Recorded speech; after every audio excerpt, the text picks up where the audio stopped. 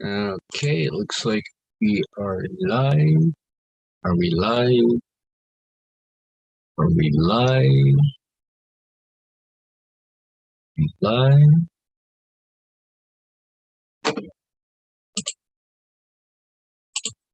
Okay, it looks like we're live and need to mute the YouTube channel. But it looks like we are live recording from Arlington, Vermont. I'm Mr. Katie, and these are hobbies that make me happy. For those who were watching my last live stream, I started off saying that, well, the weather's getting a little windy and all that. I hope things don't cause a ruckus and all that. And about just over 45 minutes, all of a sudden, well, that hope ran out and we lost power. Or I should say I lost power.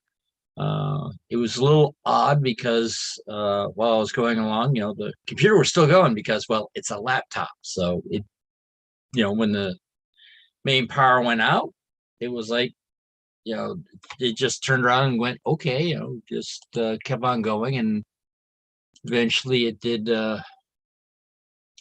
turn around and, all of a sudden recognize that, hey, wait a minute, I'm not connected to the internet.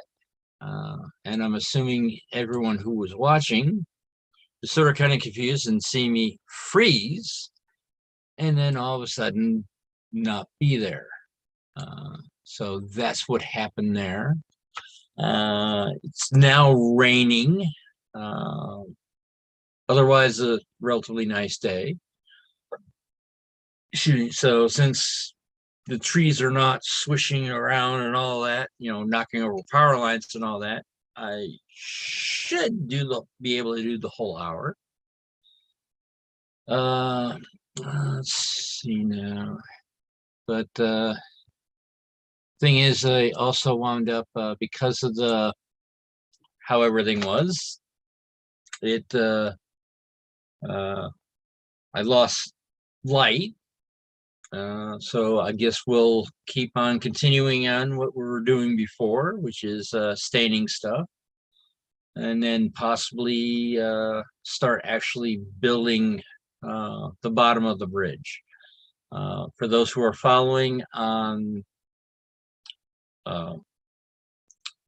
New Tracks Modeling, they are actually in the process of building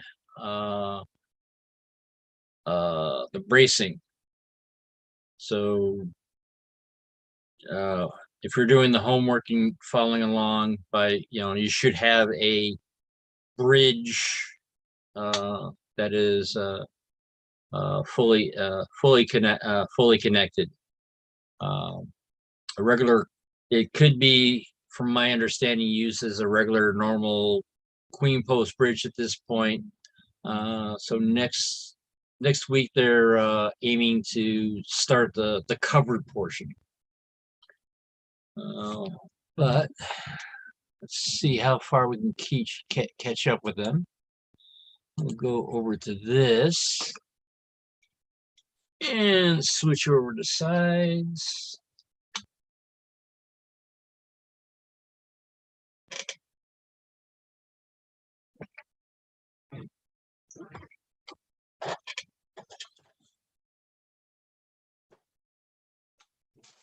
And sorry for the shaky camera because of the shaky connections that it's on. Okay. So these are all stained. Basically, what I have not stained yet is the ties themselves.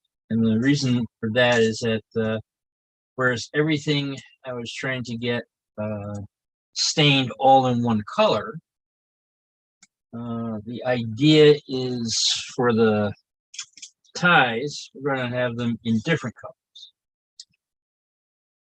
And let's see, so that's barn red. everything but barn red. I got driftwood, blue gray,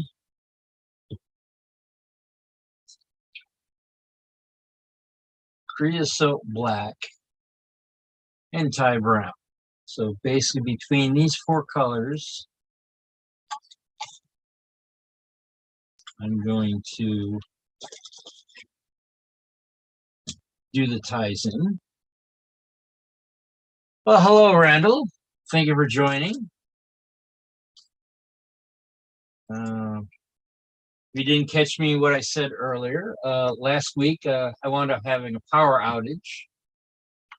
So that's the technical difficulty that I had. And basically am now finishing up what I was in the process of doing. It's very hard to do modeling without lighting or without lights. I mean, technically I could have kept on going with a flashlight, but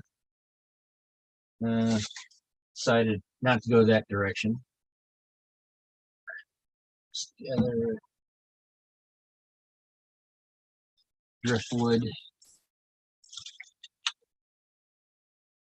Now, one of the things that I do is I usually keep the bottle, what I'm using, the disposable cups next to what I'm using for, sort of keeping them together. I mean, you could take a marker to turn around and make it a little bit easier to making sure things stay together and all that. But I have decided not to go that direction.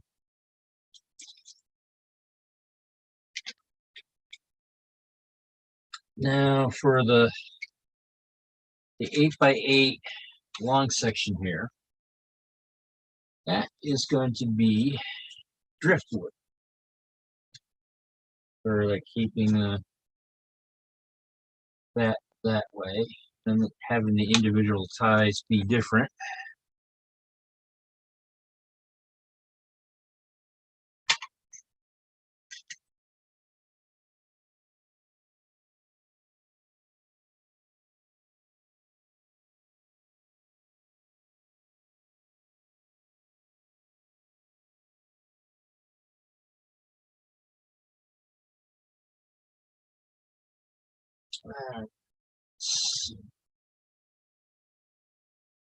Now, I myself, I don't mind getting my hands stained.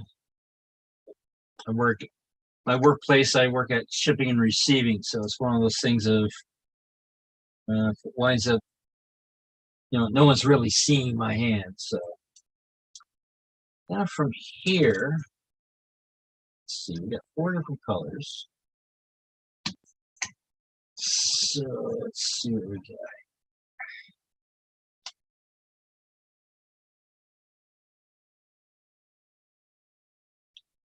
Now, as with all the other stuff that I have, things have been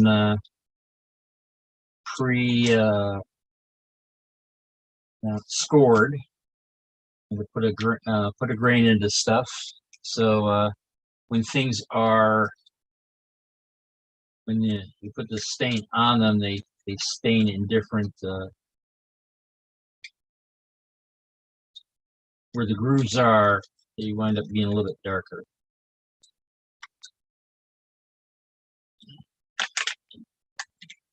Last one. Now, we got 4 colors. As I said, I'm not going to be using barn red as a tie color because doesn't really.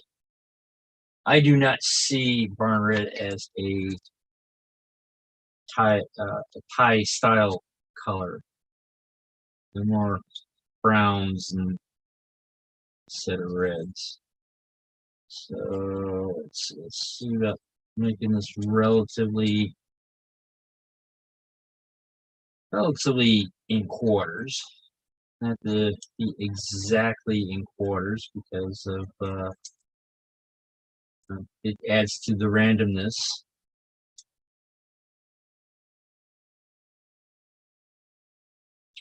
And let's see. That out of the way. That out of the way. Type on it there. All right. So this is 4-ish sets of ties. Put one in the driftwood that we just did. Get it all mixed in.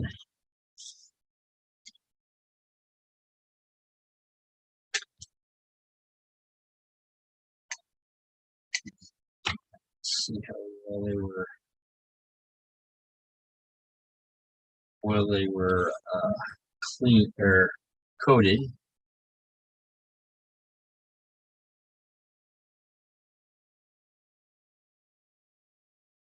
This one we can, since this is all driftwood, we can turn around and use that to sort of help dry them quickly. These are made with alcohol, so the colors should be relatively quick, or dry really quick. This is the blue gray. Soak them in there. This stuff.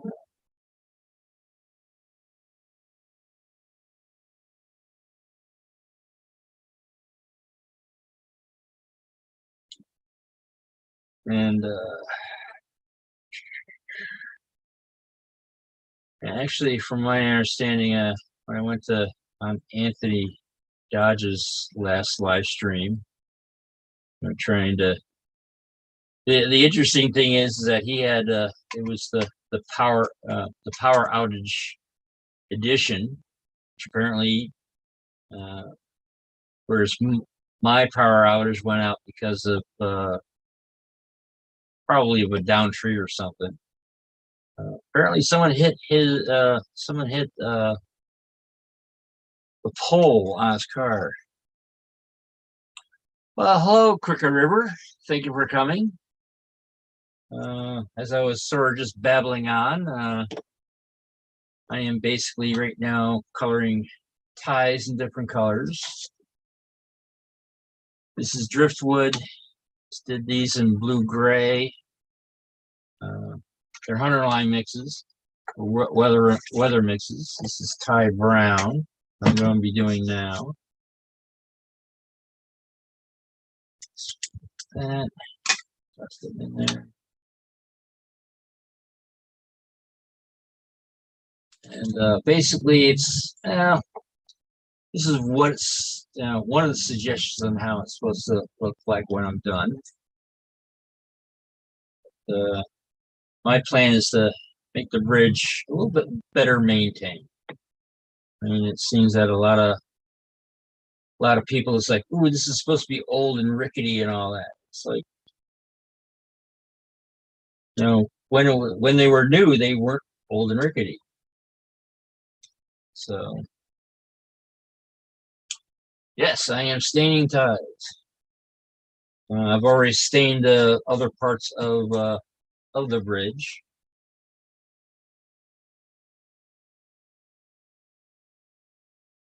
Now I have built a.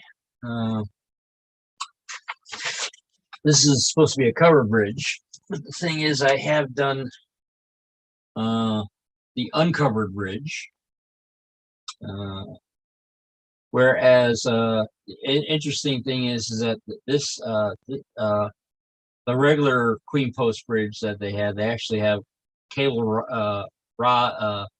rods to hold everything up. Whereas on the covered bridge, it's all posts, which you might not be able to see in this picture.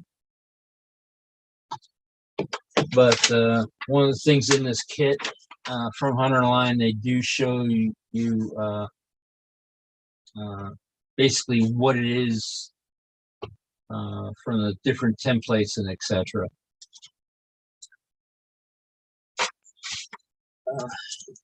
But this is going on with New Tracks Modeling. I am running behind on where they're at. They've actually Maureen from Hunter Line. She has actually they have finished the bridge portion. Next week they're planning on doing the covered part of the bridge. I do live in an area that's surrounded by covered bridges, not railroad, but this is going to be creosote black,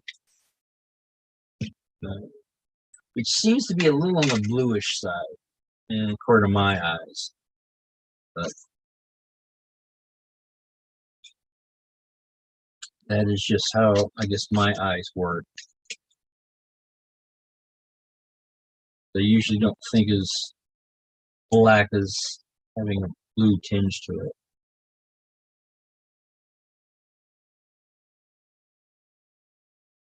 But it's almost as exciting as watching paint dry.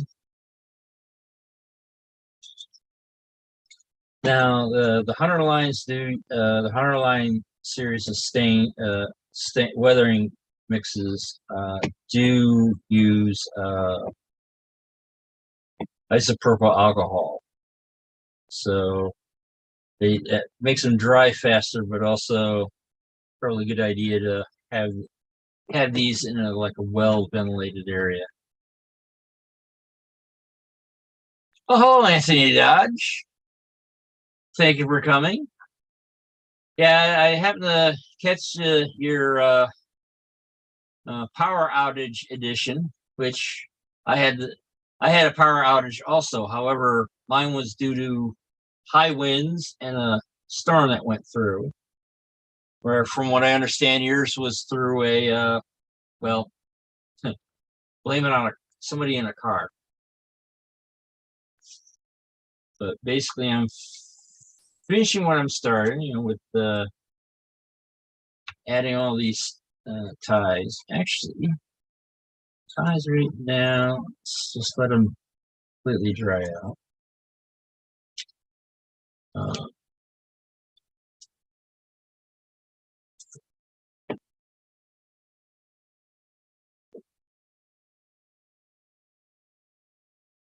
Oh, hello there, Wigwag.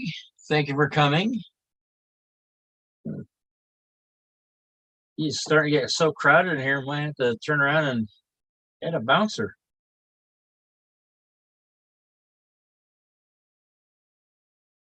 But right now, letting everything much dry. It's in a puddle. It's not going to dry too well.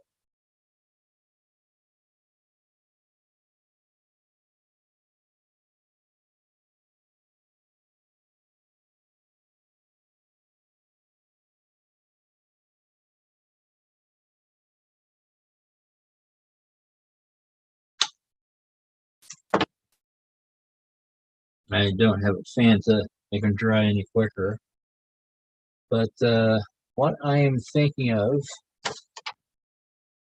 maybe start cutting this what's called stringers. This basically defines the length of the bridge. On the undercut, the naked one, this is what the stringers are, which are right across here. And basically the idea is to set them up where you wind up gluing basically a tie on the end, and then eventually keep on adding ties and stringers to eventually have one relatively strong structure. I've accidentally dropped these, and I'm surprised that they haven't broken, but they're also very, very light. This weighs weighs less than a flat car. It's mostly basswood and a couple of pieces of straight wire. But yeah, it was pretty windy out, and by the time I got power back on, it was long after being on for an hour. So it was sort of pointless to restart the stream because there's streams that are a lot more established than mine already up and running. I forgot which one of the third rail Thursdays it was. As you can see, my hands are starting to turn color. But as I said before, I work at a shipping and receiving for shipping and receiving. So it's one of those things of it's not really. It's okay to look a little scruffy.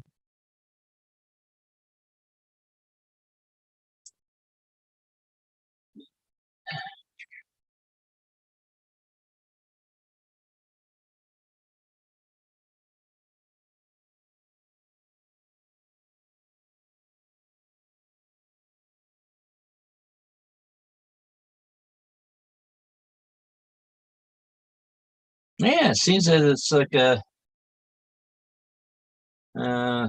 interesting for the seems that more than a fair share of us wound up having power issues. I'm not sure if it would be a good thing to invest in a UPS for the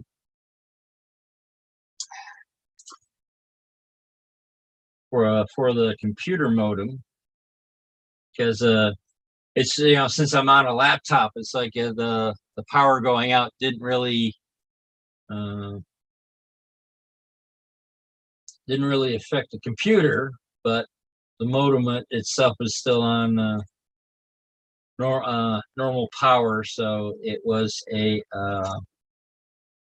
so that's sort of killed the stream because part of the linkage went out, and I'm not sure how well, when the power completely goes out, I don't know how well the cell phone or the not cell phone tower, the central station, how well that is against the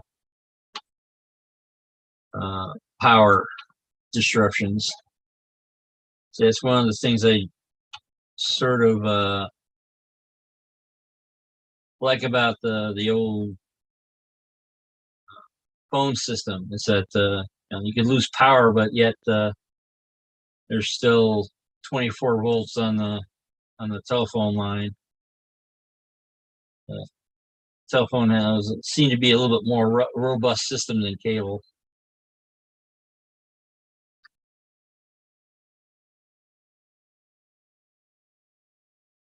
Ooh, that's not good, Randall.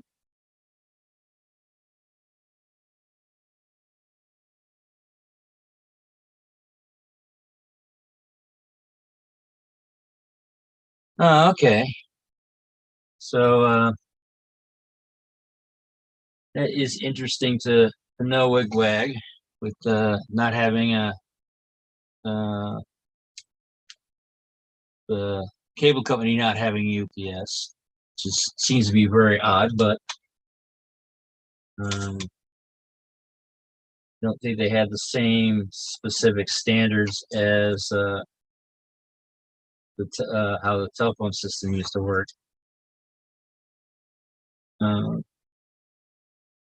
course, now I have a cell phone now, so it is sort of.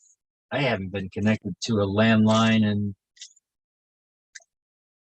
at least a half a decade, possibly even more than that.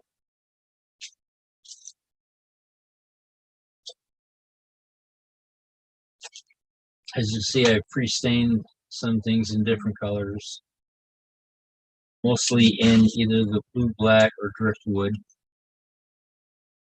I did the external sheathing in the barn red, so that should give you a preview of what the sidings, what color the siding is going to be.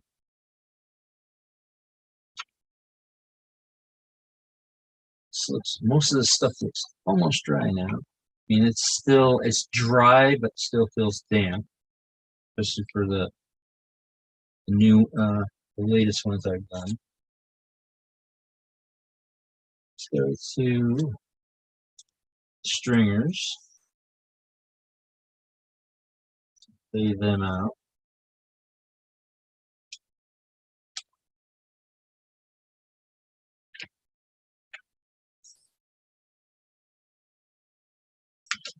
Yeah, yeah. Well, a Wi-Fi hotspot would be also probably a smart thing to do.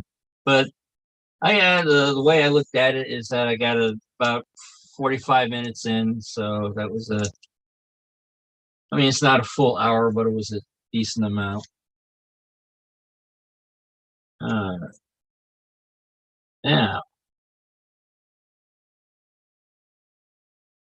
I think probably before I go any further, since everything is now stained, say we start putting the stuff back in.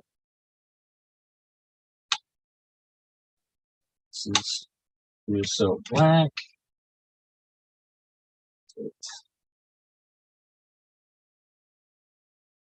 Put the color back in.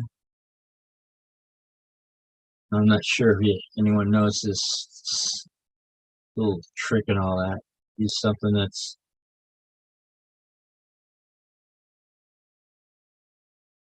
sure again, how well you can see it. It's one of those things I don't want to spill it. Plus, I want to show you what's going on. Basically, you pour it very slowly, and the liquid sort of like follows toothpick down, or whatever you're using as a setup.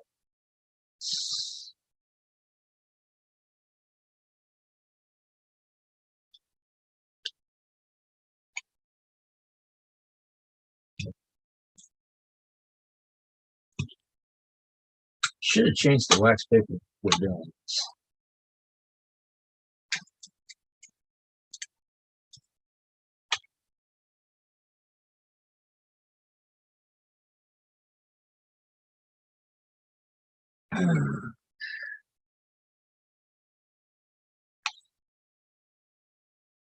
This is tied round.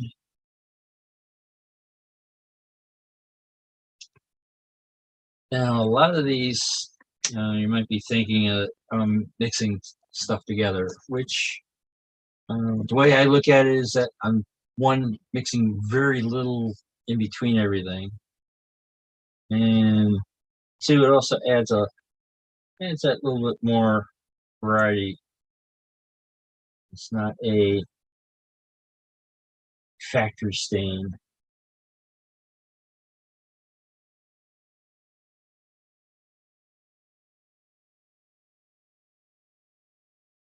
Which is okay.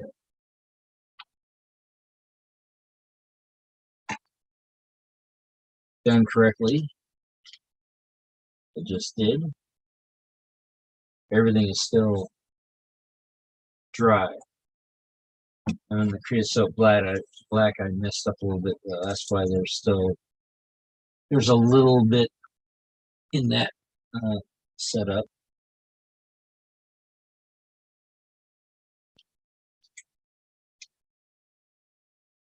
All right, this is blue gray.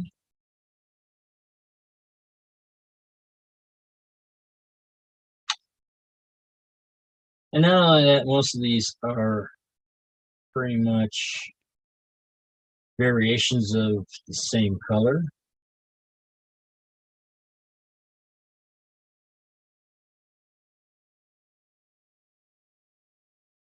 This one I'm not really.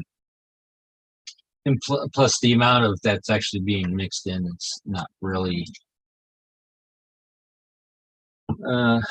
not really major. Last but not least, the driftwood.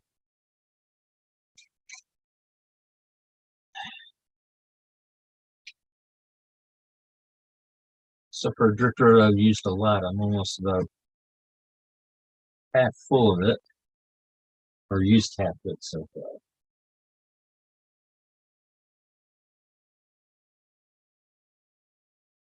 I would assume a lot of people have their own favorite colors.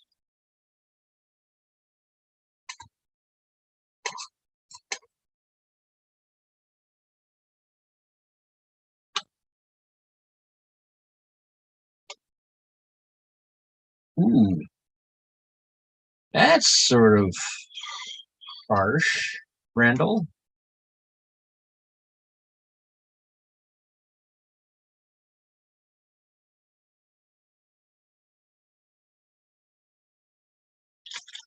Well, I mean, let's see. I haven't eaten anything before. I have my blood drawn. Yeah, it sounds like you ran out of blood to keep it going.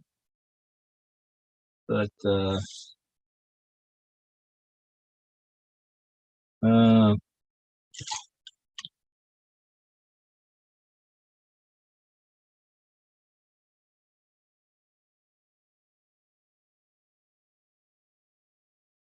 I'm hoping that you feel a lot better, or get uh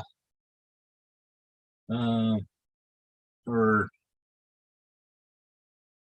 I would have to say, with everything I've gone through this week, and it seems that words are hard tonight. It's like actually during work I was having my mouth was not fully engaged to my brain, which when you're trying to communicate, it's not a good thing.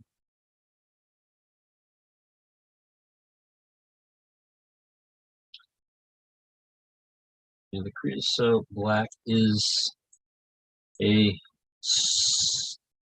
I mean, the creosote black almost looks like it might be a darker version of the blue gray.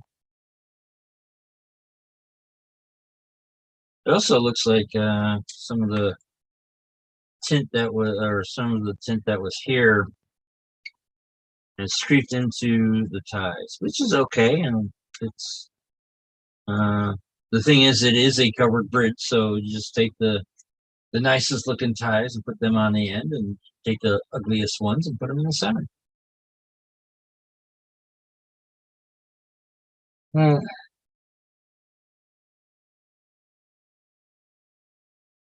Well, I guess that's uh,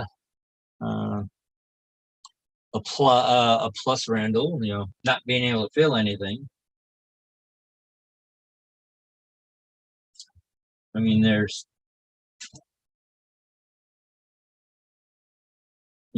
sometimes feeling everything is not a good thing.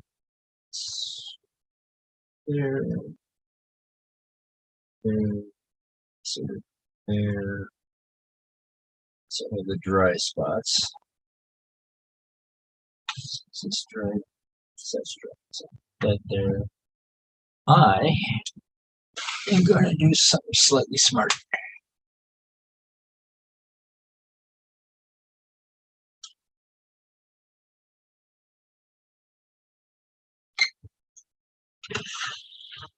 So So Anthony, are you moving the trains uh, by throttle or by hand?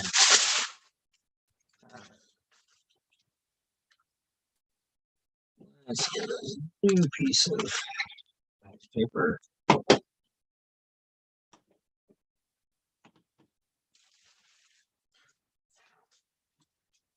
Transfer these.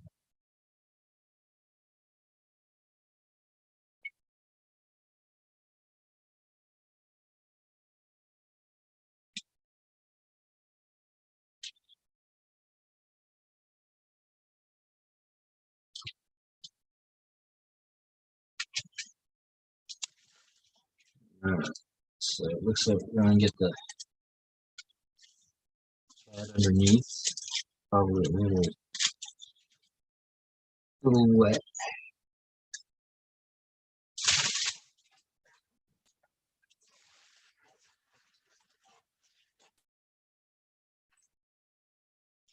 Into the trash. Probably one of the important things of working with these kits, or with a lot of kits that have like blueprints to them. What you can do is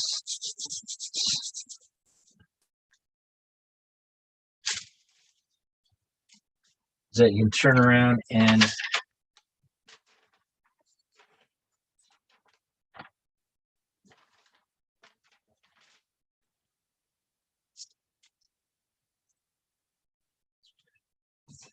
yeah.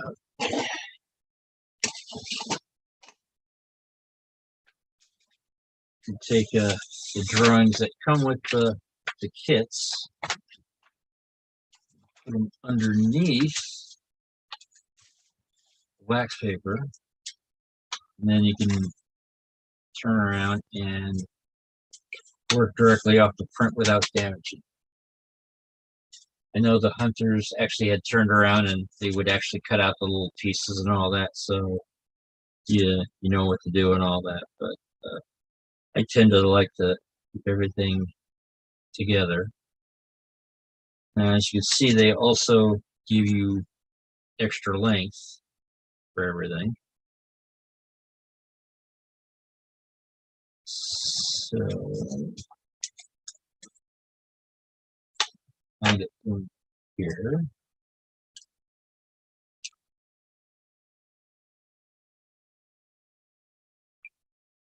Oh, you don't have an easy button, Anthony? You know, they automatically just fly into the area?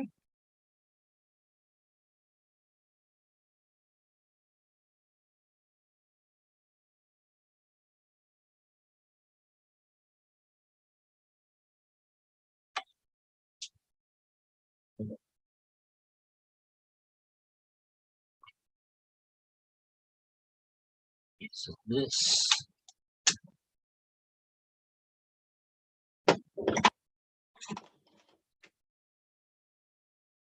So what we'll do here is one of the things that I wound up doing with actually do that here also. That might be the smart way to do it. When I made this bridge, I actually kept everything. I didn't cut them the length until afterwards, and so that's probably what I'll do. You can actually see how these are all light colored. These are all dark colored because I wound up cutting these sort of last. So I'll probably do the same thing with these. Of course, let's see. Now that we're putting stuff together, let's say, grab some tools called squares.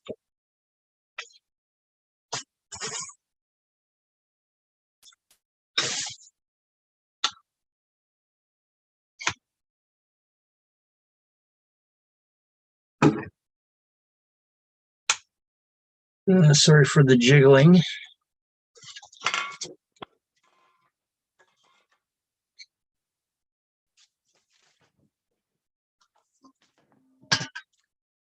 As gravity takes its toll,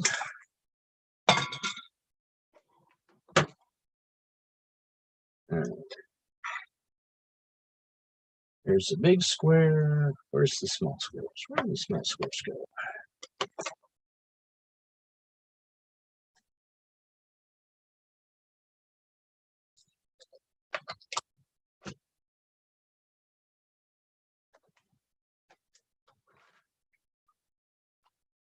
Let's see where my small squares went. So, looks like we're on to do without the small squares.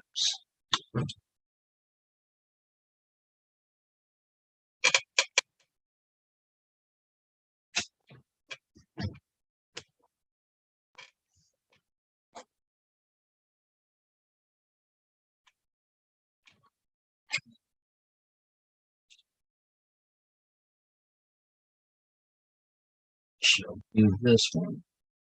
Slide it down. And what we'll do is that we'll use the square this way.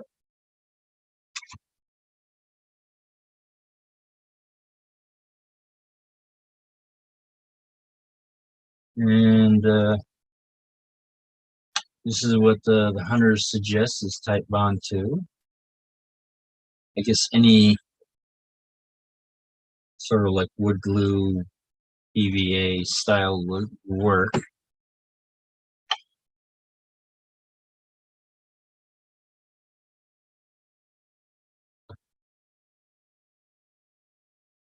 So this require cat to be. There it goes.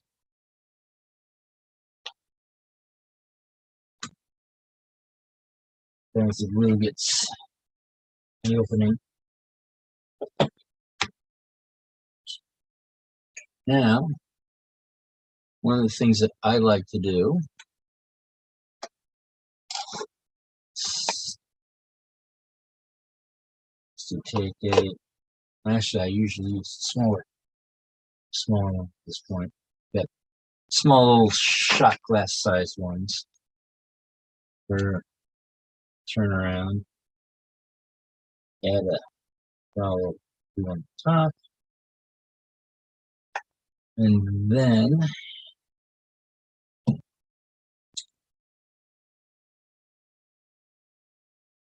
turn. Oh, of course I find them after I doing this one. Actually, let's transfer that. There's a lot more room.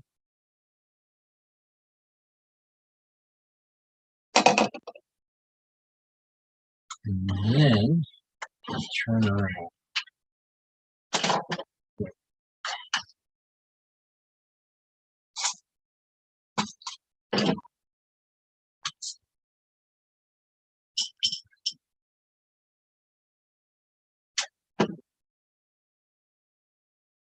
Use toothpick of choice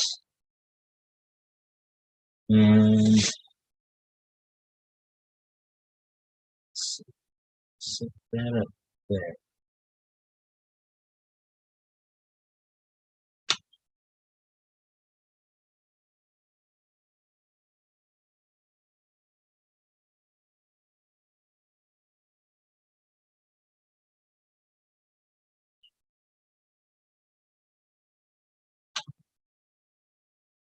You should use another one as a sort of as a holder. Let's see, stringers go straight across this one, right onto the actual edge.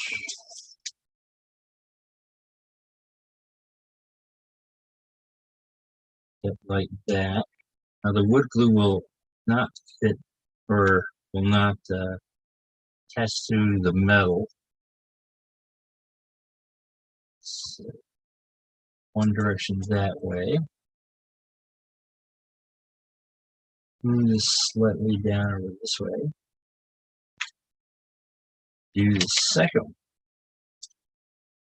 You see, this would be just the outsides.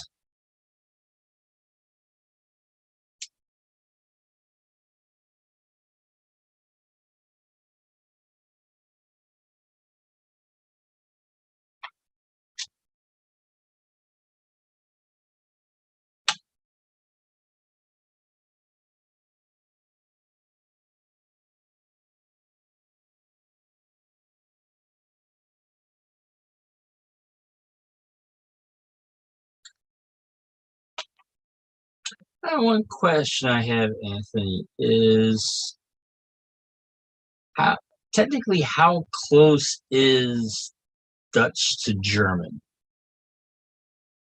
I do remember you were saying this one story where uh, you're talking to some Dutch people, and you were surprised at how well Dutch, or how well you were able to understand them.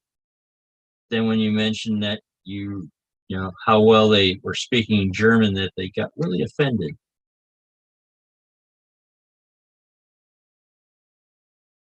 So we're kind of curious on how close is Dutch to German. There was this one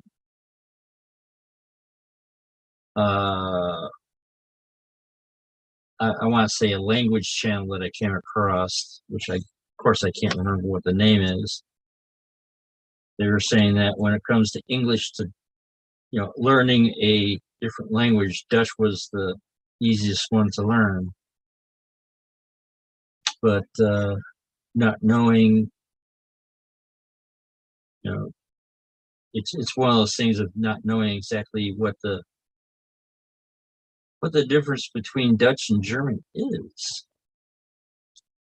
Of course, my sister's the English major, so she could probably figure it out better than I could. But I am sort of kind of curious. So, what is uh, how? I mean, how different is Dutch from German? Of course, I'm also thinking that maybe the possibility, because of the United States has a mostly homogenous uh, first cousin. It's very similar but different though.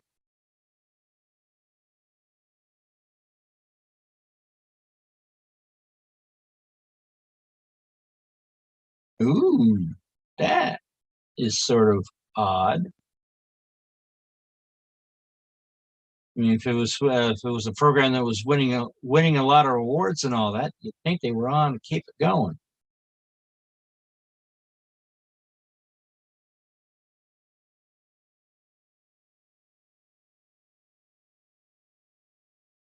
But there's a lot of things that a lot of decisions are made that are not the best decisions.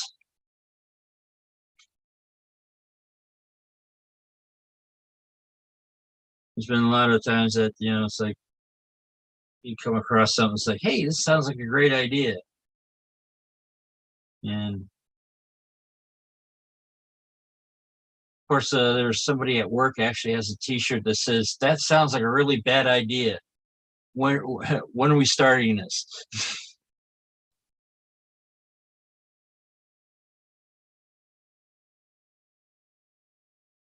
Yeah, it's one of those T-shirts. I'm like, yeah, that's a T-shirt that fits a lot of my that does fit a lot of my friends and acquaintances. It's like, yes, this is a really bad idea. When are you going to do it?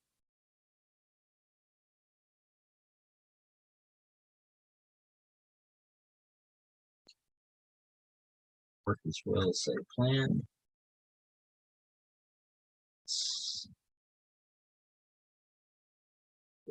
Back up.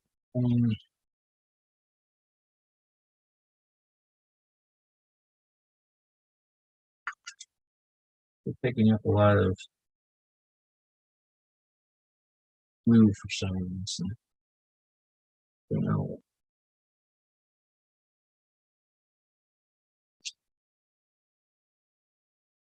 So if so, Anthony, if I'm understanding correctly, if I learn Dutch,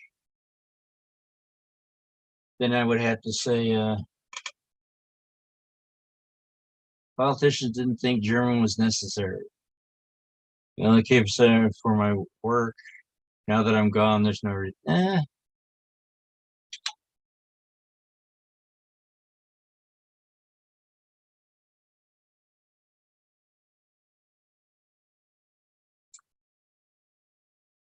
don't know. It sounds very odd. I mean, thing is, when I was going through high school, they were in the process of starting all the different language programs, and I myself wound up missing out on it. My sister wound up taking up Russian.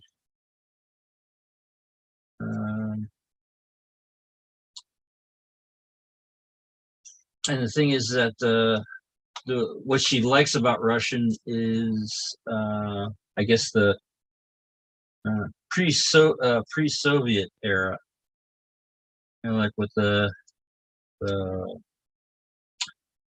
Fabergé eggs and that type of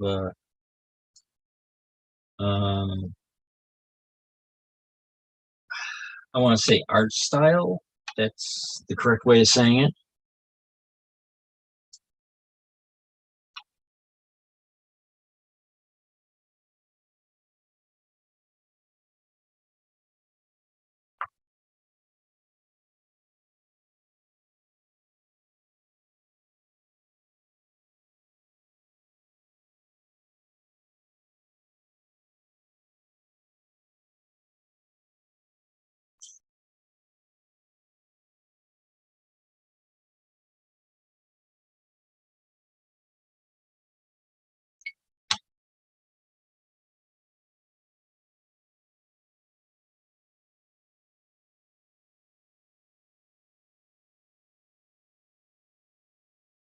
But I would have to say um, I actually do know a second language and a third, actually. If you learn Dutch, German is relatively easy to learn. It's like Spanish and Italian, even Spanish and French. Okay. My assumption is because their the languages are, as you said, first cousins. Sort of like with Spanish, Italian, and French, they're all Romance languages, so they all are easy to understand. Which I'm not sure, as Dutch and, well, German are Germanic languages.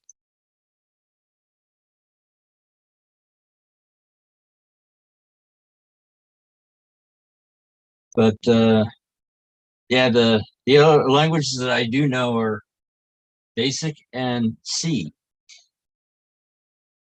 which when I was learning C, I actually turned around and took what I knew with Basic, and the instructor would say, "Okay, make this, program work and all that." And what I would start out was I would turn around and figure out what the program would be in Basic, and then sort of translate the syntax into C. And then when I got better at it, I was able to program in C directly once I understood how this uh,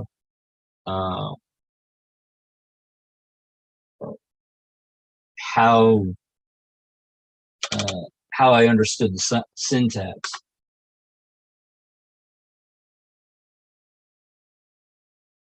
And I would assume pretty much that's how.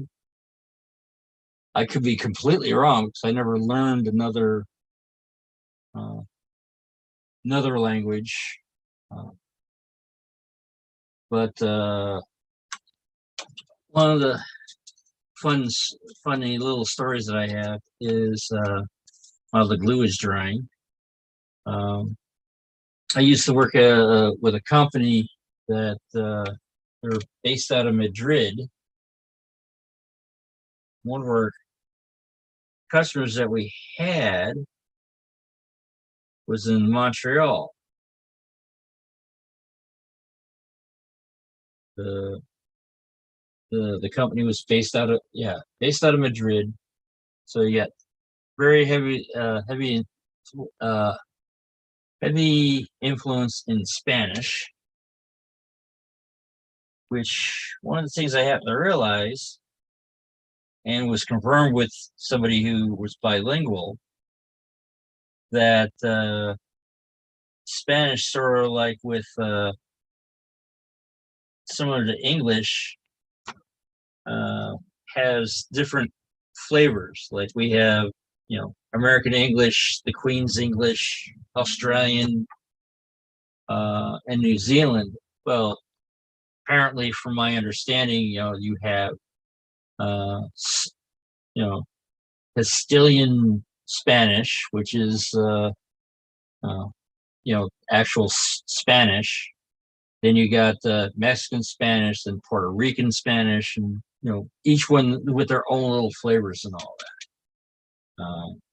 I have an acquaintance that they could speak Spanish, but apparently when he was talking to someone who was Puerto Rican, they thought he was Mexican, and when he was talking to somebody that was Mexican, they thought they were Puerto Rican. Apparently, both sides don't really like each other. So he had a hard time actually, doing his job of providing assistance to them, because they had a tendency to, oh, you're from that other group, so we don't want to get help from you. It's like, no, I'm American. I'm trained to help. So right now I'm adding ties every fourth tie, or close to every fourth tie. Easy. I made a mistake there. Yeah,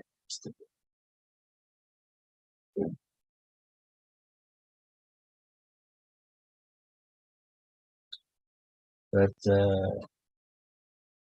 and apparently the same thing goes with French. I mean, you got the original French language, and then you also got the Quebecois, which is French Canadian, and then same thing with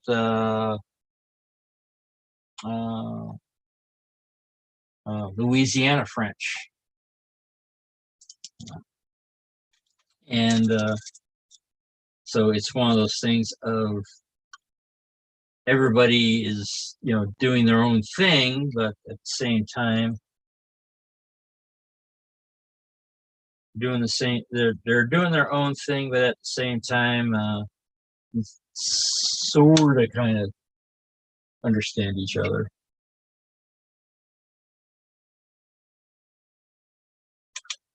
Within the same language group.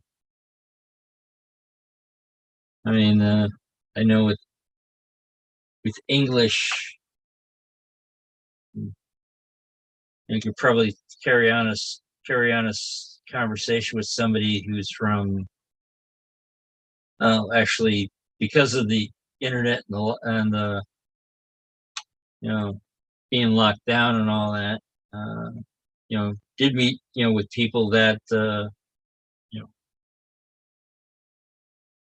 are English, like the new president from the National Mile Railroad Association is.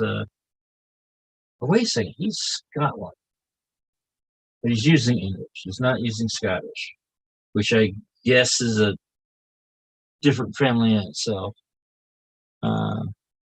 Castilian is that? Yep, yeah.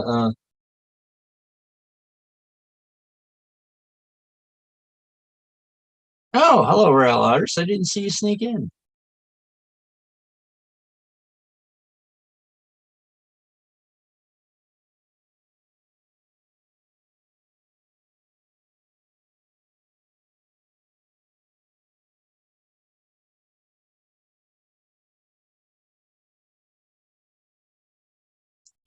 Yeah, I would have to say I think uh, American English is the one with the least number of dialects. I'm from the Northeast, and I could probably keep on with decent uh, a decent conversation from somebody in the deep South. But I had a relative that wound up going down to wound up moving down to Port Arthur, Texas, every two. And what would happen is every 2 or 3 years, my father would go down to Port Arthur, Texas, and say hi to him and all that, hang out. Sort of like the only ones in the family that did so. So the interesting thing is that when he passed away, he was buried up north here, and it was sort of easy to find out, realize who who his daughter was. She was the only one that was talking with a slight slang or a slight drawl. And it was the first time she was ever north of the Mason-Dixon line. So it was sort of a cultural shock for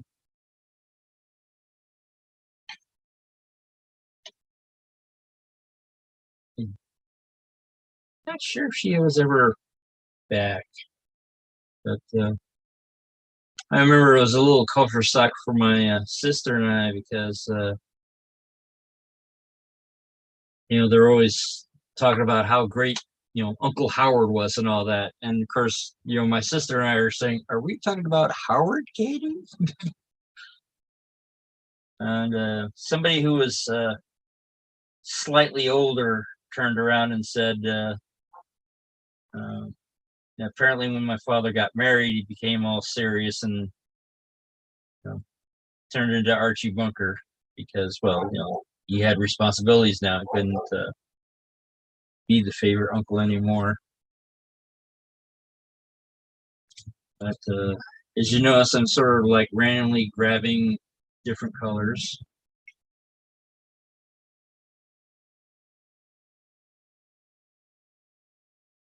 But to get back to the silly story, that the company that I worked for was from Madrid. That just broke. Theoretically, we have extra parts. So.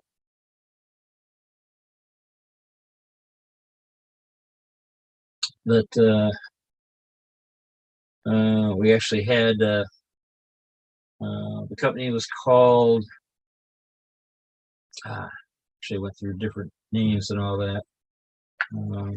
Now that section of the company is called Cepsa, but made a power.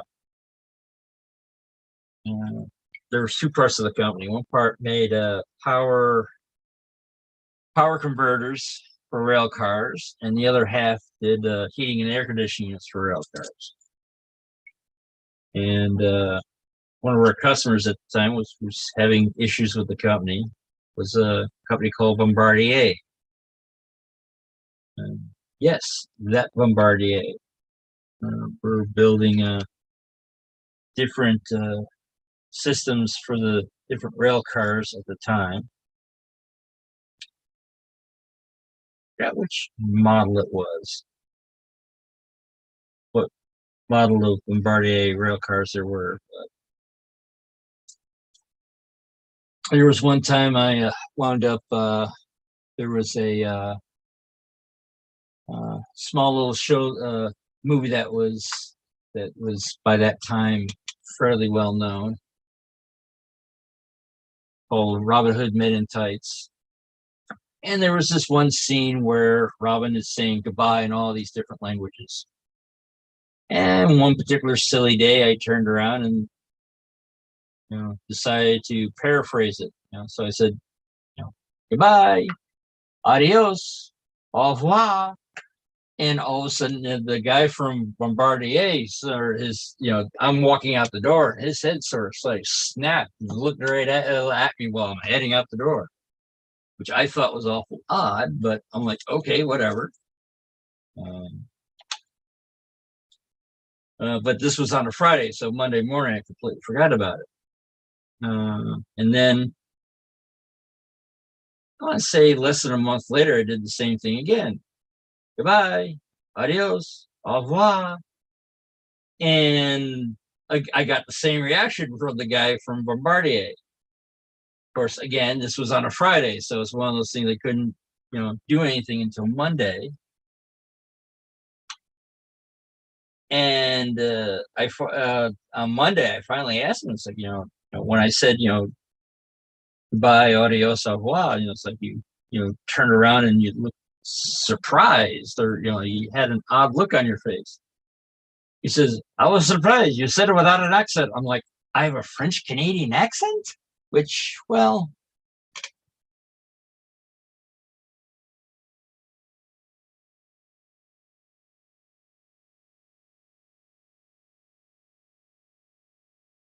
yeah, okay, 30 plus dialects.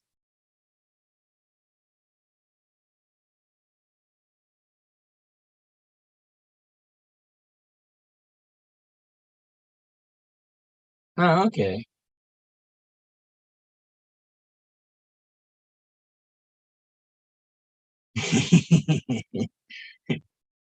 Mini snow top over there. Dialects is up. Yeah. Actually, I had a coworker at one place. Uh,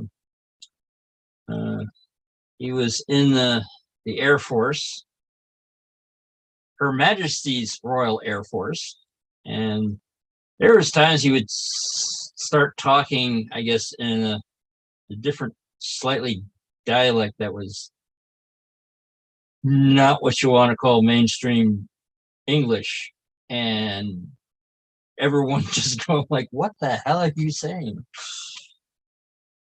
But there are times that he would say things, and I would get the innuendo and start giggling, and then people are, my boss was like, "Why are you giggling?" And then and the thing is that it was fun for a while. Then all of a sudden they finally figured out what I was giggling about. Then they're like going like, "Oh my God, Russell," because he was saying it with such, gentlemanly, um, like a, proper English gentleman and all that. They didn't realize that he was being a little bawdy. It wasn't until after it was like, and then there was like one woman was like, "Oh, once the cat was out of the bag, she was constantly going like, Russell, how dare you?"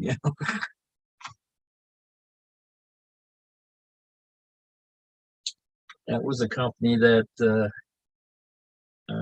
was turned around, bought out by another company, and then now it's now it's just a product name, and they basically uh, turned around and basically doing a lot of things that got a lot of people mad. So they either left or in my case, got fired for small stuff. And then what had happened was they eventually wound up moving everything down to York, Pennsylvania, where their headquarters were. And I guess that was their plan all along after buying the company, was to go around, just move all the operations to York. It's one of those things is since it happened to me with the Spanish company, I should have saw that writing on the wall, but I did not. It's one of those things. Hindsight is 2020. Let's go with white. Yellow glue is skinning over too quickly. Uh, let's see what time it is.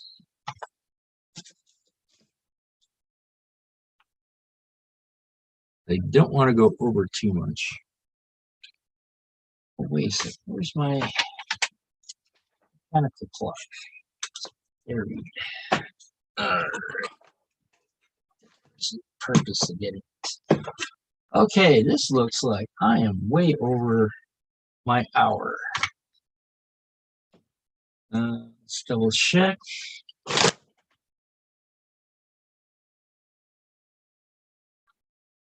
Yes, I am way over my hour.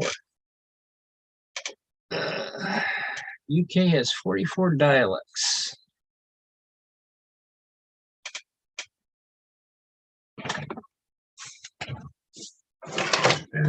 Well, my original plan was to only do an hour, but apparently I've caught up for what I wound up missing last week. So,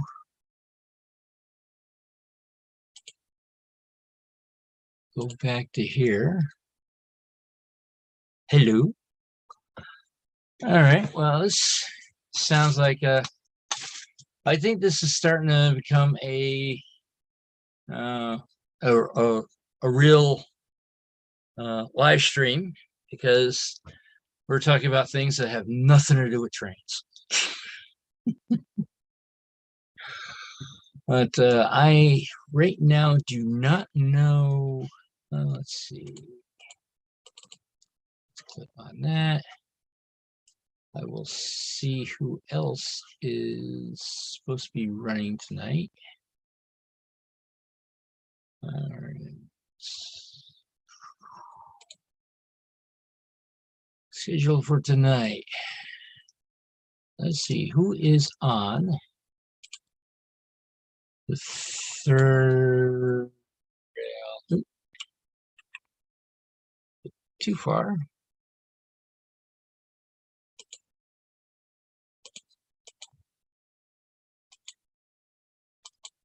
Okay, it's third rail Thursday. So today's the 14th.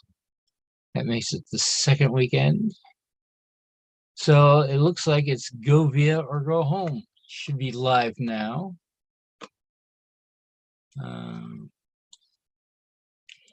And so I'm going to end this live stream right now. Now I'm trying to remember what my outro was. All right. The world needs more love. So find your passion, add some silliness to it, and share it with everybody.